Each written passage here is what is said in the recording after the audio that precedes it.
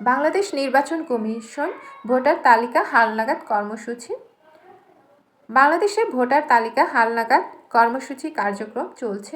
যাদের জন্ম 1 জানুয়ারি 2007 বা তার পূর্বে এবং বিগত হালনাগাদে যারা কোনো কার্যক্রম বা এই হালনাগাদে বাদ পড়েছেন বা অন্য যে কোনো কারণে ভোটার তালিকায় অন্তর্ভুক্ত হতে পারেননি, তবে আগামী 31শে ডিসেম্বর 2024 তারিখের মধ্যে সংশ্লিষ্ট উপজেলা থানা অফিসে গিয়ে ভোটার হতে পারবেন।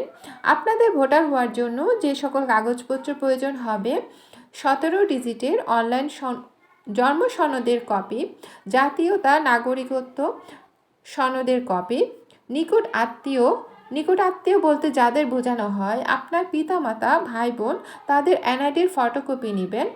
আপনি যদি শিক্ষিত হয়ে থাকেন বা পড়াশোনা করে থাকেন, সেই ক্ষেত্রে আপনার এসএসসি দাখিল বা সমমান বা অষ্টম শ্রেণী যে কোনো পাশের একটি সনদপত্র নিয়ে যাবেন। এর সাথে যেটা নেবেন, আপনার বাড়ির ইউটিলিটি বিলের কপি, বিদ্যুৎ, গ্যাস, পানি, চৌকিদারি ট্যাক্স রসিদের ফটোকপি নিয়ে যাবেন। মনে রাখবেন, একাধিকবার ভোটার হওয়ার আইনগত কিন্তু অপরাধ, দণ্ডনীয় অপরাধ।